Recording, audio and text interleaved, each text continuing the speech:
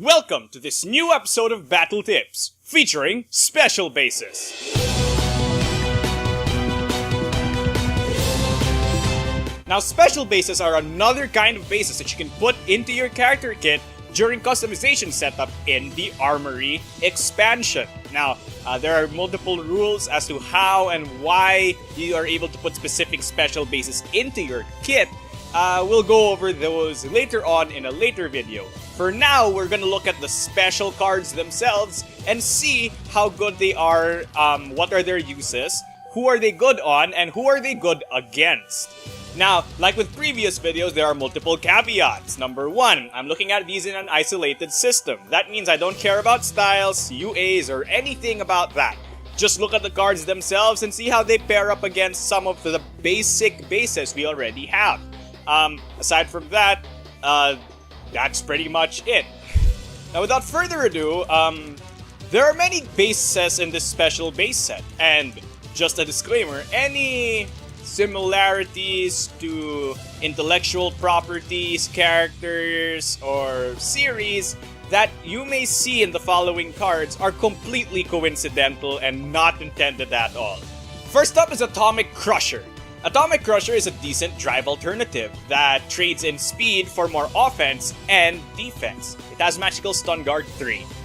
It's really good on characters who could use the Stun Guard 3, are fast, or could use the hit confirm that this base provides. It's really good against speedsters because of the Magical Stun Guard 3, and juggernauts because it ignores Stun Guard. Next up is Blade Summoning. It's a mediocre ranged attack that's moderately okay given its stat line. However, the big thing about this is that the on-hit effect and the after-activating effect allow you to set up for the next beat. This makes it really good for characters who have big payout attacks that they want to use in melee the next beat, or if you're just a character who's looking for a way to close the gap if your opponent is somehow very far away from you and you have no range. That being said, this is really good against rangers and tricky characters who like getting out of the way because it allows you to reposition yourself next to them, where they're their weakest. Next up is Buster Raccoon. Buster Raccoon is a slow gap closer that allows you to deal tons of damage while still being relatively safe, given that it has Magical Stun Guard 3. It's really good on characters who don't have a lot of movement because this has a lot of movement on it. It's also good for characters who want to close the gap against their opponents, so that's juggernauts and certain kinds of brawlers as well. It's really great against characters who keep getting out of the way or rangers because it lets you close the gap and it has tons of hit confirm on it. Just be sure to switch sides with your opponent or this thing won't hit. Next up is Demon Rage. Demon Rage is melee, slow, but hits a lot. It also has a start of beat advance up to 3 spaces that gives it a lot of fast hit confirm.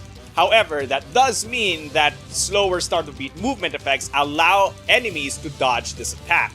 Now, this is really good for juggernauts and certain kinds of brawlers who want to get in on their opponents regardless of priority.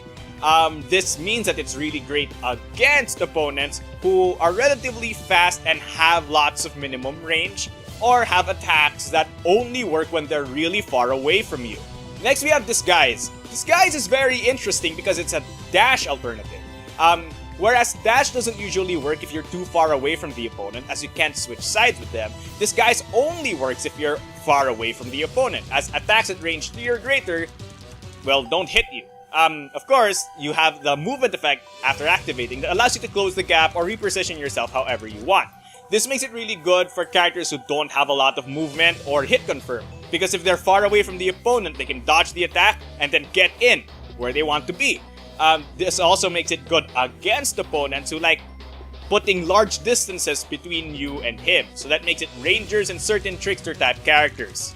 Next up is Dive Kick. Dive Kick has decent hit confirm on it, a great stat line, but an interesting passive effect that makes it so that characters who don't move can't hit you, but they're the only kinds of characters that you can hit.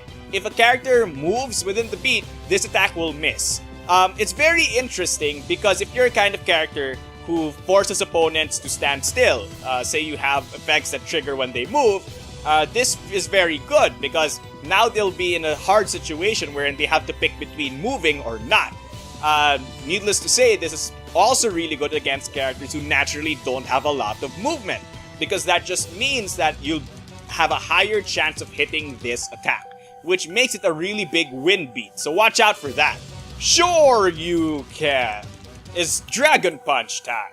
Dragon Punch is a decent move that's somewhere in between a drive and a grasp because it has decent speed, it lets you close the gap a little bit, and it allows you to move the opponent when you hit them. This is really good on characters who can make use of the ability to reposition them and the opponent very well. So that includes brawlers and certain kinds of characters who need to dodge opponents when they hit. On the flip side, this is really good against characters who don't have a lot of hit confirm because it will make them miss many times. Eagle Punch is another move that's very slow but very, very strong. The interesting thing about it is that when you hit the opponent with this, it's a very big chance that they will not be able to retaliate back because you blast them to the opposite end of the board. This is very good on characters who can make this attack faster because, well, hitting things really hard is really good, or characters who want to reposition the opponent as far away from them as possible, possibly rangers. On the flip side, this is really good against opponents who don't have a lot of hit confirm or movement, as once you blast them to the opposite end of the board, they won't have anything to do for the next 1 or 2 beats as they try to get near you again. Next up is Eye Laser. Eye Laser is a ranged grasp of sorts that lets you easily poke the opponent from any range. Though it is better the closer the opponent is to you, as it's faster that way. This is really good for brawlers, speedsters, in fact almost any character, that it lets you get some range and great poke on your opponent, while also repositioning yourself. On the flip side, it's really, really good against characters who don't have a lot of defense and don't have a lot of speed. That means middlers have a hard time dealing with this, as it can basically stun them out of some of their best attacks because it's just that fast. Next up is Force Choke. Force Choke is a decent attack that deals moderately good damage, that can force your opponents to move around a lot because if they don't move, this thing practically acts as a full board range 4 damage attack, which can be devastating depending on who you're up against. This makes it very good on characters who want their opponents to move around a lot. Say that you have markers on the board or effects that activate when your opponents move. On the flip side, this is good against opponents who try to stay stationary often or don't have a lot of movement effects, as it will almost guarantee that this thing will activate well. Next up is Great Serpent. Great Serpent is like a miniature Demon Rage. It's somewhere in the middle ground. It hits less hard, but it has more defense and speed. Aside from that, you use it very much like your Demon Rage. You use it to get in on opponents who have minimum range attacks. This means that it's really good on characters who, again, can take advantage of the start of beat gap close. So that's brawlers and some juggernauts. And that also means that it's really good against opponents who have minimum range, much like Demon Rage. Next up is Harpoon.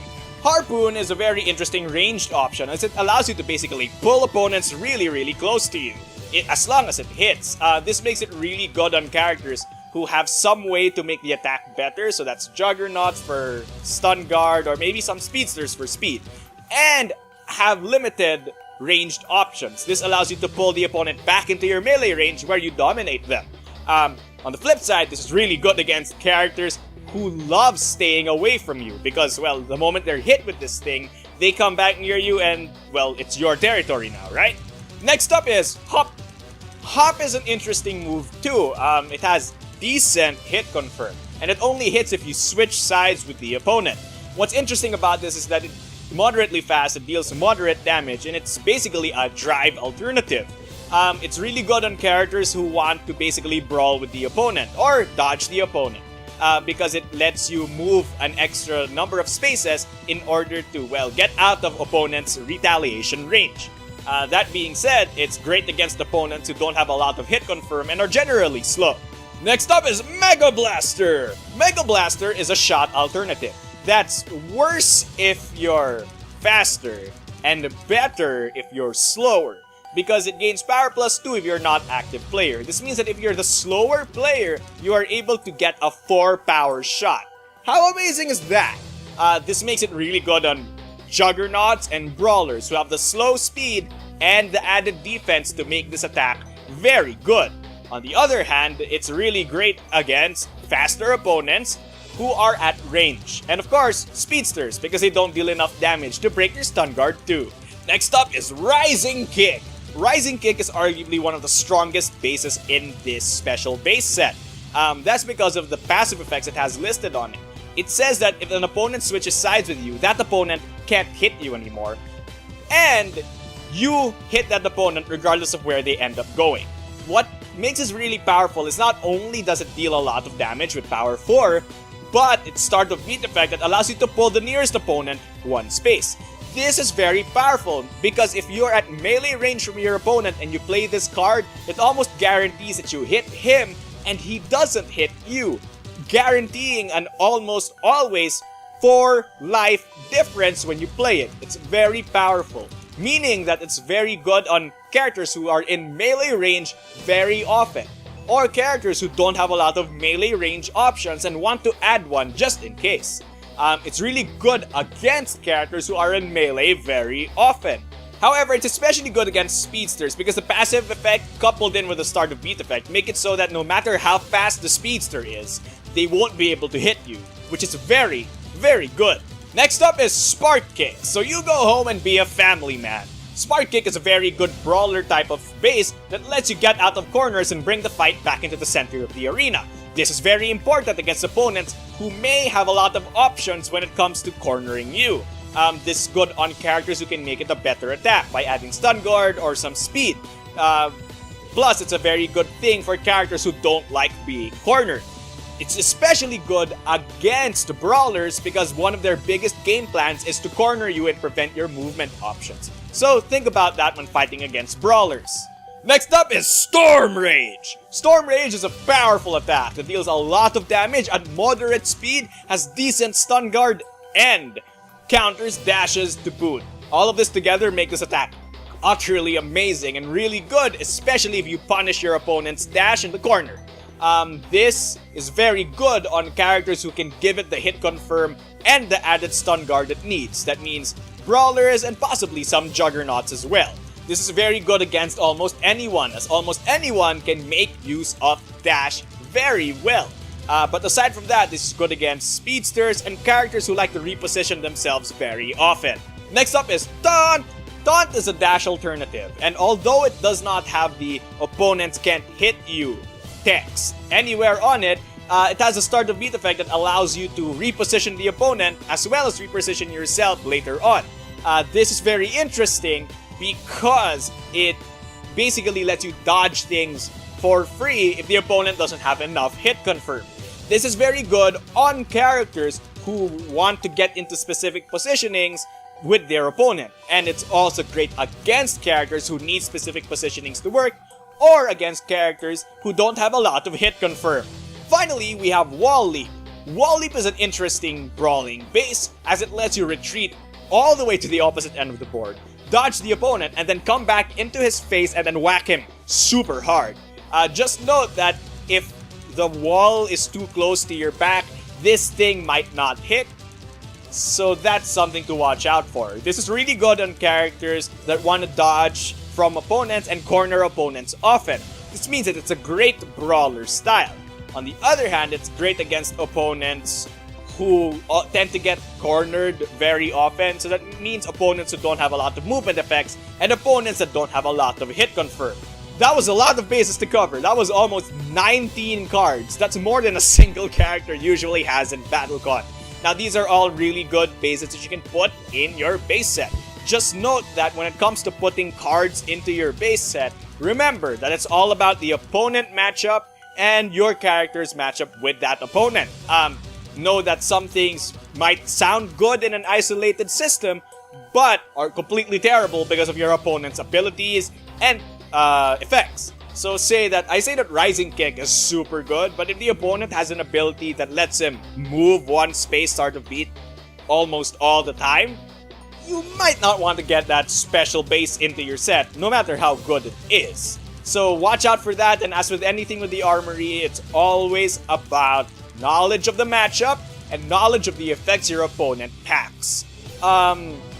that pretty much does it for this episode of Battle Tips. I hope you guys all enjoyed it. Armory is a very interesting variant to the game, and I'm sure it'll spice things up if you've gotten bored of trying to play almost the 100 plus possible matchups when playing BattleCON.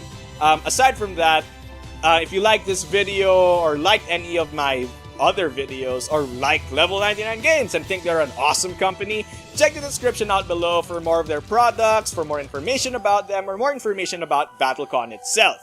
If you want to contact me or want to talk to any of the other BattleCon players and join our community, check the description out below for links as well. I have to apologize because this video is gonna be the last one for like 2 weeks because I'm gonna go on a family vacation with my family that we've been planning for like months, and I didn't have enough time to stockpile previous videos in order to show you guys while I'm gone because, well, number one, I'm not sure how well the internet is gonna work out, but number two, because there was a lot of personal things I had to deal with, so I couldn't really film extra videos for you guys. So I'm really sorry that you won't have content for the next 2 weeks. Please bear with me, and I hope that you understand.